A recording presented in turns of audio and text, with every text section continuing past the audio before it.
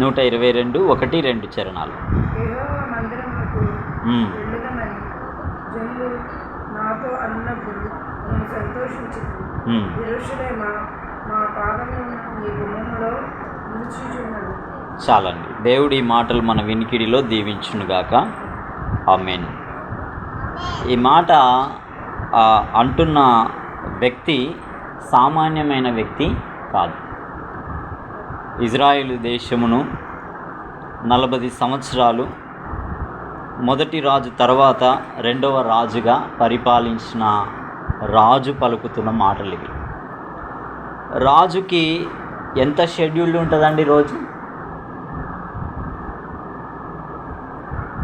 ఆయన ఇక్కడ ఏమంటున్నాడంటే యెహోవా మందిరమునకు వెళ్ళుదుమని తన చుట్టూన్న జనులు ఆయనతో అనినప్పుడు ఆయన ఏం చేస్తున్నాడంటే చాలా సంతోషించేవాడిగా ఉన్నాడంట.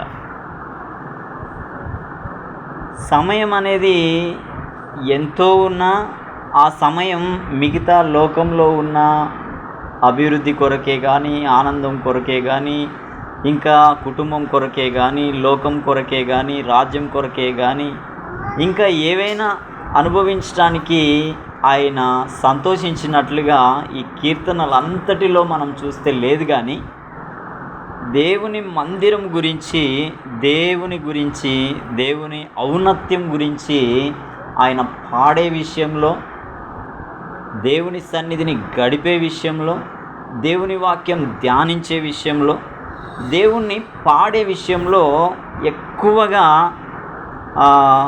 స్పందించిన వ్యక్తి బైబిల్ అంతటిలో మనకి ఎవరు కనబడతారంటే దావీదే కనబడతాడు. కీర్తనల గ్రంథంలో చాలా కీర్తనలు రాసిన వ్యక్తి ఎవరు అనంటే దావీదు గారే. ఈయన ఒకసారి మనం వెనక్కి వెళ్తే ఈయన స్థితి ఏంటండి? ఒకప్పుడు ఈయన పరిస్థితి ఏంటి? ఈయన ఏం చేసేవాడు? గొర్రెలు కాచుకునేవాడు. తండ్రికి అన్నదమ్ములకి దూరాన అడవిలో కొండల మధ్యన ఆ వాగుల మధ్యన ఒక గొంగడేసుకొని ఒక కర్ర పట్టుకొని ఆ గొర్రెలు మేపుకుంటూ ఒంటరిగా ఏకాకిగా ఉన్న ఆ సమయంలో సహితం ఇదే విధానం కలిగి ఉన్నవాడు దావీదు. దావీదు గురించి దేవుడు సాక్ష్యం ఇచ్చేది ఏంటంటే ఇతడు నా హృదయానుసారుడైన వ్యక్తి. సమూయేలును పంపించి అభిషేకం చేసే ఆ సమయంలో కూడా ఆ యొక్క యెషై అనే ఆయన తండ్రి పెద్ద కుమారుని, రెండో కుమారుని, మూడో కుమారుని అలా ఉన్న కుమారులందరినీ పిలుస్తాడు. కానీ సమూయేలు కూడా అనుకుంటాడు ఈయననే కావచ్చని. కానీ దేవుని దృష్టిలో త్రోసివేయబడి జనాల మధ్యన ఎన్నిక లేని ఈ వ్యక్తిని దేవుడు ఎన్నుకోవడం, అతనిని రాజుగా చేయడం అనేది మనం చూస్తాం. అభివృద్ధి అనేది వస్తుంది పోతుంది. కానీ అభివృద్ధి లేనప్పుడు దావీదు ఎడల ఎలాంటి వాంఛ, ఎలాంటి కోరిక, ఎలాంటి ఆసక్తి దేవుని ఎడల కనపరిచాడో సంపన్నమైన స్థితిలోనికి వెళ్ళిన తర్వాత కూడా దావీదు అదే స్థితిగతి కలిగి ఉన్నాడు కదండి. నేటి దినాలను మనం చూస్తే ఈ మొదటి చరణం ఒకసారి చదవండి మళ్ళీ. యెహోవా మందిరమునకు వెళ్ళుదమని జనులు నాతో అనినప్పుడు నేను సంతోషించితిని. ఈ సంతోషం నేటి భక్తి చేస్తున్న మన ఎడల ఒకసారి మనం పునః పరిశీలన చేసుకున్నట్లయితే ఇది కొదువైపోతూ ఉన్న పరిస్థితి కనబడుతుంది. అర్థమవుతున్నాయండి మాటలు? ప్రారంభ దినాల్లో ఆసక్తి ఉంటుంది. కొంత ఎదుగుతున్న ఆ పరిస్థితులను బట్టి మనం ఆలోచిస్తే దేవుని సన్నిధి అన్నా, దేవుని వాక్యము అన్నా, దేవుని యొక్క వాక్యం చదువుటయన్నా, వెదుకుటయన్నా, దేవుని పనిలో మనం పాల్గొనడం అన్నా మనం ఎన్నో బిజీ షెడ్యూల్ చేసుకుంటాం. అవునా కదా? కానీ భక్తుడైన దావీదు అలాగ ఎన్నడూ చేసుకోలే.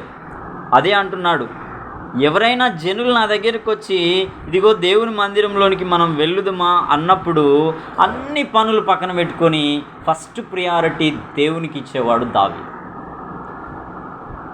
దావీదు అలాగ ఇచ్చుటను బట్టే దావీదు వంశంలో నుండే ఎవరు వచ్చారనంటే ప్రభువైన యేసుక్రీస్తు వచ్చాడు. మన ఆసక్తి దేవుని ఎడల ఎలా కనపరుస్తామో దానికి తగ్గ ఫ్రూట్ఫుల్ లైఫ్ అనేది దేవుడు మన జీవితంలో ఇచ్చేవాడిగా ఉంటాడు. దావీదుకి హోదా ఉందా అండి? రాజు కావడానికి అర్హత ఉందా? క్వాలిఫికేషన్ ఉందా? సమాజంలో విలువలు కలిగిన పరిస్థితులు ఏమైనా ఉన్నాయంటే ఏమీ లేవు. సౌలు రాజు ఆ కింద ఉన్న సైనికులు ఆ గొల్యాతు అనేవాడు వచ్చి ఎదిరిస్తున్నప్పుడు కూడా రాజే భయపడ్డాడు, సైన్యమే భయపడి జడిసింది. కానీ సామాన్యుడైన దావీదు ముందుకొచ్చి జీవము గల దేవుని ఎదిరించుటకు వీడెంతటి వాడు అన్నట్లుగా యుద్ధరంగంలో నిలిచి గొల్యాతును వడిసెల రాయితో కొట్టి చంపడం మనం చూస్తున్నాం. ఇదంతా ఎక్కడి నుంచి వచ్చింది అని అంటే తన బలమును బట్టి కాదు, దేవుని ఎడల తను కనపరిచిన ఆ శ్రద్ధ, భయభక్తులు, విధేయత, దేవుణ్ణి గూర్చి ఆలోచించడం, దేవుణ్ణి గణపరచడం, దేవుని కీర్తనలు రాయడంను బట్టి దేవుని సన్నిధి తనలో ఉండడం, ఆ సన్నిధి అతనిని దేవుని పక్షాన నిలవబడే ఒక పౌరుషం గల వ్యక్తిగా చేస్తుంది. చూడండి, 2వ వచనాన్ని మనం చూసుకున్నట్లయితే చూడండి, కింద వచనం, యెరూషలేమా మా పాదములు నీ గుమ్మములలో నిలుచుచున్నవి. ఆగండి, యెరూషలేము గురించి కొత్త నిబంధనలో మనం చూస్తాం. యెరూషలేము అనేది దేవుని యొక్క సింహాసనము ఉన్న స్థలం. మత్తయి సువార్తలో ఉంటుంది. అది దేవుని నివాస యోగ్యమైన స్థలం భూమి మీద ఏదైనా ఉన్నది అని అంటే ప్రపంచం అంతటిలో చూస్తే యెరూషలేముని ఒక ప్రత్యేకమైన స్థలంగా దేవుడు ఎన్నుకున్నాడు. ఎందుకు ఎన్నుకున్నాడు అనేది మనం ఒకసారి ఆలోచిస్తే అది 2 విధాలుగా మనకి కనబడుతుంది. యెరూషలేం అది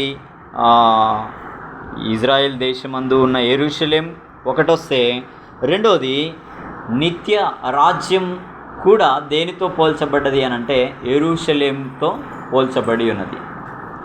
వింటున్నారా మాటలు? వింటున్నారా అండి? వినండి. ఈ యెరూషలేములో ఏమంటున్నాడంటే మా పాదములు నీ గుమ్మములలో నిలుచుచున్నవి. మనం ఎక్కడైనా నిలబడుతున్నాము అని అంటే ఏదైనా ఒక లాభం లేదా ఏదైనా ఒక అవసరత కొరకు మనం ఎక్కడైనా ఒక దగ్గర నిలబడటానికి ఇష్టపడతాం. ఎక్కడ పడితే అక్కడ నిలబడతారండి ఎవరైనా? ఇప్పుడు మీ నాన్న పండ్ల మీ దగ్గర నిలబడుతున్నాడు. ఎందుకు? అక్కడ ఎర్నింగ్ చేస్తూ ఉన్నాడు. ఒక వ్యవసాయకుడు పొలంలో నిలబడి విత్తనాలు చల్లుతూ ఉన్నాడు. ఎందుకు? అక్కడ 6 నెలల తర్వాత పంట తీయడం కోసం. ఒక కండక్టర్ ఒక బస్సులో నిలబడుతున్నాడు. ఎందుకు? అక్కడ ప్రాఫిట్ పొందటానికి. ఇలా చెప్పుకుంటూ వెళ్తే దేవుని సన్నిధిలో మనం నిలబడ్డప్పుడు, దేవుని సన్నిధిని మనం సమీపించినప్పుడు మనకు కలిగే లాభం ఏంటో ఇక్కడ మనము చూసుకుందాం. ఒకసారి చూడండి, 125వ కీర్తన 2వ చరణం. యెరూషలేము చుట్టూ పర్వతములున్నట్లు యెహోవా ఇది మొదలుకొని, ఆగండి, కొండ ప్రాంతం, కొండ ప్రాంతాలకు మీరు వెళ్ళారండి ఎప్పుడైనా?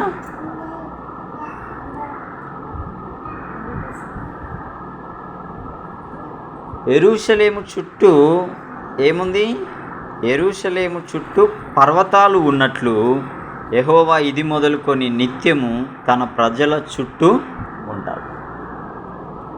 పర్వతాలలో చాలా ఆహ్లాదకరమైన పరిస్థితి ఉంటుంది. మీరు ఎప్పుడైనా అరక్కి వెళ్తున్నప్పుడు ఆ కొండ గుహల్లో నుంచి ట్రైన్ వెళ్తూ ఉన్నప్పుడు ఆ పచ్చని ఆహ్లాదకరమైన పరిస్థితులు చూస్తున్నప్పుడు చాలా సంతోషాన్ని మనం ఫేస్ చేస్తాం.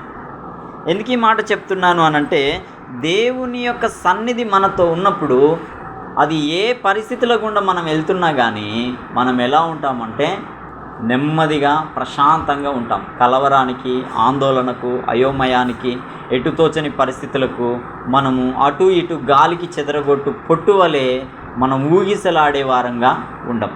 ఎందుకు అనంటే దేవుని యొక్క సన్నిధి ఎలా ఉంటుందంటే ఇక్కడ చెప్తున్నాడు, యెరూషలేము చుట్టూ పర్వతాలు ఎలాగైతే ఉంటాయో, ఇదిగో నా సన్నిధిలో నిలుచు వారి ఎడల ఇది మొదలుకొని నిత్యము నేను వారి చుట్టూ ఉంటాను.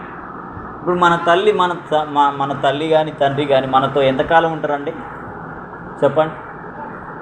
ఒక ఏజ్ వచ్చే వరకు ఉంటారు. తర్వాత సరే, భర్త ఎంతకాలం ఉంటాడు? కానీ మనతో నిద్రలో ఉన్నా, నడుస్తూ ఉన్న ప్రతి స్థితిగతుల మధ్యన దేవుని తోడు మనకున్నప్పుడు అన్ని విషయాలలో మనం క్షేమంగా సేఫ్గా ఉంటాం కదండి. ఈ రోజుల్లో పిఎం వెనక సెక్యూరిటీ గార్డ్స్ ఉన్న వెనక వాళ్ళు ఉన్నప్పటికీ వీళ్ళు చనిపోయే పరిస్థితులు ఎదురవుతున్నాయి కదా. అదే దేవుని తోడు ఉన్నప్పుడు మనకి క్షేమం, కాపుదల, భద్రత అనేవి దేవుడు ఇస్తే అవి మనకి ఉండేవిగా ఉంటాయి.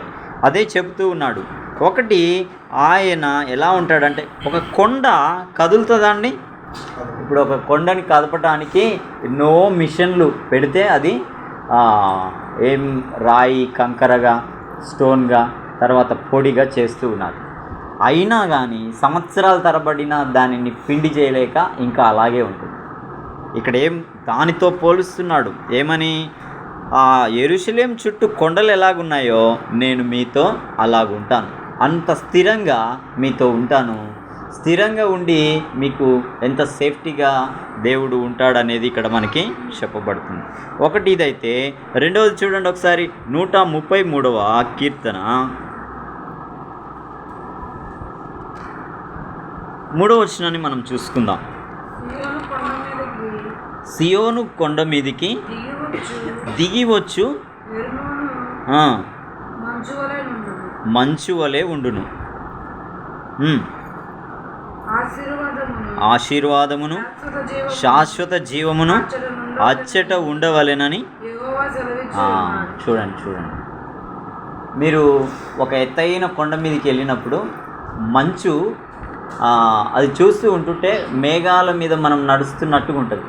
మీరు ఎప్పుడైనా ఇటు అరకు కానీ ఏదైనా మేఘాలయ ప్రాంతాలకు వెళ్ళినప్పుడు ఆ మంచు కొండలు ఇలాగే ఉన్నట్టుగా ఉంటాయి, కానీ అక్కడ మంచు ఉండదు. ఆ మంచు ఉదయకాలం మందు చెట్ల మీద పడినప్పుడు ఆ చెట్టు ఎంత బాగుంటుందండి. మార్నింగ్ టైంలో మీరు చూసారా? ఒక చెట్టు మీద మంచు జల్లులు పడినప్పుడు ఆ చెట్టుకి అందాన్ని ఇస్తుంది కదా. దేవుడు ఇదే చెప్తున్నాడు. దీవెన అనే దాని గురించి ఇక్కడ ఆయన మాట్లాడుతూ ఉన్నాడు. ఆ మాట ఒకసారి మళ్ళీ చూడండి. సియోను కొండల మీదకి దిగివచ్చు, హెర్మోను మంచు వలె ఉండును. అక్కడ ఏముంటుందంటే శాశ్వతమైన జీవం ఉంటుంది. తర్వాత ఈ భూమి మీద బ్రతకడానికి కావలసిన ఆశీర్వాదము ఉంటుంది.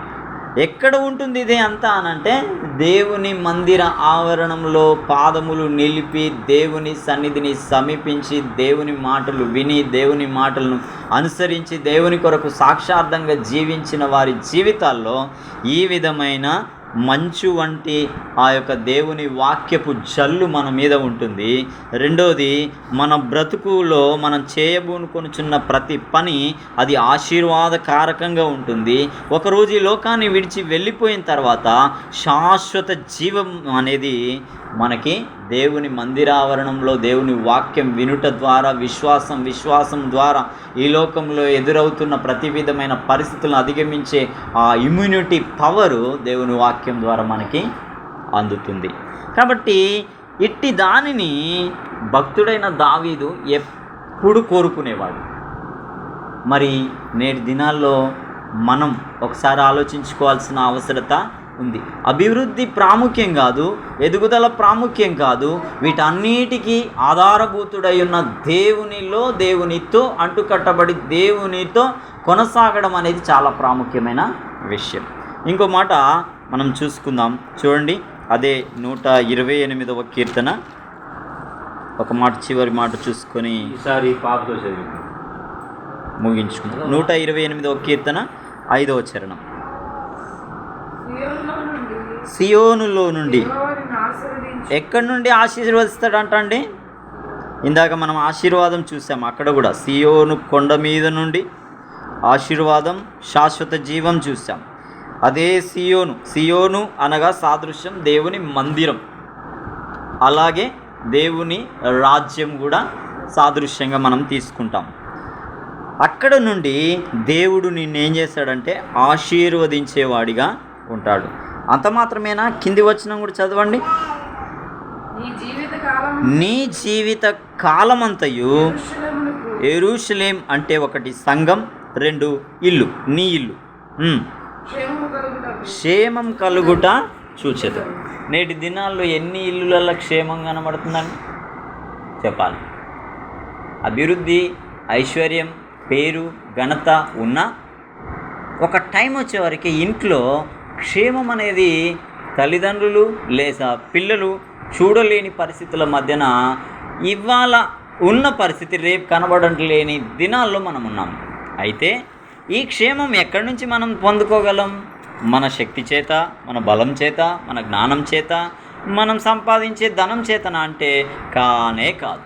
దేవుని యొక్క మహాకృప చేత మాత్రమే అది దొరికేదిగా ఉంటుంది. అందుకే ఇక్కడ భక్తుడైన దావీదు వీటన్నిటిని అనుభవిస్తూ ఆయన చెబుతున్న మాట ఏంటంటే, సియోనులో నుండి యెహోవా నిన్ను ఆశీర్వదిస్తాడు. అంత మాత్రమే కాదు, నీ జీవిత కాలం అంతా. మన జీవితకాలం ఎంతండి? 70 లేదా 80 అని వాక్యం చెప్తుంది. కానీ ఈలోపే కూడా అయిపోతున్న పరిస్థితులు ఉన్నాయి. ఏదేమైనప్పటికీ నీ జీవిత కాలం అంతా ఒకటి నీ ఇంట్లో క్షేమం కలగడం చూస్తావు. కింది వచనం ఏముందో చూడండి. నీ పిల్లలను నీవు చూచదు. ఇది గత 100 సంవత్సరాల క్రితం మనం విని ఉన్నాం, చూస్తున్నాం. అప్పుడు అలా ఉండేవాళ్ళు, ఉమ్మడి కుటుంబంగా పిల్లల్ని కూడా చూసిన సందర్భాలు. నేటి దినమందు వాళ్ళ పిల్లల్ని చూడలేకుండా వెళ్ళిపోతున్న తండ్రులు ఉన్నారు, తల్లులు ఉన్నారు. పిల్లలు వారి తండ్రులను చూడలేని దినాల్లో వారున్నారు. ఇలాంటి ప్రమాదకరమైన దినాలలో ఉన్న మనకి దేవుని క్షేమం, దేవుని సన్నిధి, దేవుని తోడు అనేది మనకు ఉండాలి అని అంటే అది కేవలం దేవుని సన్నిధిలో మన పాదములు మోపి దేవుని సమీపించి దేవుని యొద్ద నేర్చుకొని ఆ ప్రకారంగా మన దినచర్యలో మనం కొనసాగినప్పుడే అది సాధ్యం అనేది చెబుతూ, అంత మాత్రమేనా, నీ పిల్లలను నీవు చూస్తావు. అలాగే కింది మాట, ఇజ్రాయేలు మీద. ఇజ్రాయేలు అంటే ఒకటి సంఘం, ఒకటి దేవుని రాజ్యం, ఒకటి నీ కుటుంబం. ఈ మూడింటిగా తీసుకుంటే ఏం చూస్తావంటే నీ ఇంటి మీద సమాధానం నిలిచి ఉండడం చూస్తావు. ఎందుకు ఇవన్నీ జరుగుతాయి అనంటే, ఈ బిజీ షెడ్యూల్లో లోకం ధనం కోసమో ఇంకా పేరు కోసమో దేనికోసమో తహతహలాడుతూ వెళ్తూ ఉన్నారు. ఎక్కడో తప్పటడుగేసి ఉన్నదంతా ఊడ్చుకొని పోయే విధంగా ఒకరోజు ఘనంగా ఉన్నవాళ్ళు హీనంగా వెళ్తున్న పరిస్థితుల మధ్యన మనం వింటున్నాం. అయితే దేవుని సన్నిధిని సమీపించే వ్యక్తి ఉన్నతమైన స్థితిలోనికి వెళ్ళిన ఆ స్థితి కాదు ముఖ్యం, దేవుని సన్నిధి ప్రాముఖ్యం అనేది భక్తుడైన దావీదు ఎరిగి, జనులు నాతో దేవుని మందిరమునకు వెళ్ళుదుము అనినప్పుడు నేను అన్ని పనులను పక్కన పెట్టి నా దేవుని మందిరమును వెళ్ళుటకే, ఆయన మాట వినుటకే, ఆయన గడప యొద్ద కూర్చోవడానికే నేను సంతోషపడతాను. ఎందుకు అనంటే, గొర్రెల దొడ్డిలో నుండి ఐశ్వర్యవంతమైన ఈ సింహాసనం మీద కూర్చుండబెట్టిన వాడు దేవుడే. నా జీవానికి ప్రాణానికి ఆధారం నా దేవుడే. నా పాపశాప అపరాధముల నుండి నన్ను రక్షించి నిత్యరాజ్యమునకు వారసునిగా చేసిన వాడు నా దేవుడే. నా మనుగడ కొనసాగుటకు మూలాధారం నా దేవుడే. నేను ఇంకా నేడు సజీవంగా ఉన్నాను అంటే ఆయన దయాదాక్షిణ్యం వలననే, ఇవన్నీ ఆయన ఉచిత అనుగ్రహం వలన ఆయన సన్నిధిలో నాకు స్వాస్థ్యంగా ఇస్తున్నాడు అన్న నిశ్చయత ఈ దావీదు ఎరిగినవాడు. కాబట్టి దావీదు గొర్రెల దొడిలో ఉన్నప్పుడు అదే విధానం కలిగి ఉన్నాడు, రాజుగా ఉన్నప్పుడు అదే విధానం కలిగి ఉన్నాడు. శ్రమలో తరమబడుతున్నప్పుడు దేవుని సన్నిధిని వెతికాడు, ప్రాణాపాయ పరిస్థితులు వచ్చినప్పుడు దేవుని సన్నిధిని వెతికిన వాడిగా ఉన్నాడు. కాబట్టి ఒకసారి దేవుని సన్నిధిలో ప్రారంభ దినాలలో మన ఆసక్తి, ప్రస్తుత దినాల్లో మన ఆసక్తి మనం ఒకసారి ఆలోచించుకుందాం. దేవుని సన్నిధికి వెళ్ళి చెడిపోయిన వారు లేరు, దేవుని సన్నిధిని నిర్లక్ష్యం చేసి వర్ధిల్లిన వారు లోకంలో లేరు. కాబట్టి దేవుని దయ వలన మేము దీవింపబడ్డామని చెప్పుకోవడం అది గొప్ప కాదు, కానీ దేవుని సన్నిధిని అనుభవిస్తున్న విధానం చుట్టూన్న వారు రుచి చూస్తూ దేవుణ్ణి మిమ్మును బట్టి వారు మహిమపరచబడేలా, వారు మహిమపరిచే విధంగా మీరు దేవుణ్ణి సమీపించి దేవుని మహిమపరిచేలా, దేవుని దయ వలన మీరు ఇంకా వృద్ధి పొందేలా, అంత మాత్రమే కాదు ఈ దీవెనలన్నీ మీరు అనుభవిస్తూ దేవుని నిత్య జీవాన్ని ఒకరోజు స్వతంత్రించుకునే వారిగా ఉండాలి అని అంటే ఇదిగో 122వ కీర్తన ఆ మొదటి చరణం మళ్ళొకసారి చదువుకొని మనం ముగించుకుందాం. యెహోవా మందిరమునకు ఆ, వెళ్ళుదమని ఆ, జనులు నాతో అన్నప్పుడు ఉమ్. నేను సంతోషించాను. ఇది క్రీస్తు రక్తంతో కడగబడిన ప్రతి విశ్వాసి యొక్క జీవితమందు మిగతా ఏవైనా ఉండని అవన్నీ సెకండరీ, ఫస్ట్ ప్రయారిటీ దేవుడు, దేవుని సన్నిధి అన్న నిశ్చయత ఉన్నప్పుడు ఆ సన్నిధిలోనే ఇంత శాశ్వత జీవం, ఆశీర్వాదం, నీ పిల్లలని చూచే విధానం, నీ ఇంటిని క్షేమంగా చూచే విధానం, నీ తదనంతరం కూడా నీ పిల్ల తరాలు వర్ధిల్లే విధానం ఎక్కడుంది అని అంటే దేవుని సన్నిధిలోనే ఉన్నది అనేది ఇక్కడ దేవుని వాక్యం చెప్పబడుతుంది. కాబట్టి మనం ఒకసారి దేవుని సన్నిధి విషయంలో, దేవుని వాక్యం విషయంలో మనం ఎలా ఉన్నామో ఒకసారి ఆలోచించుకుందాం. దేవుడి మాటలు మన వినికిడిలో దీవించునుగాక. ఆమేన్.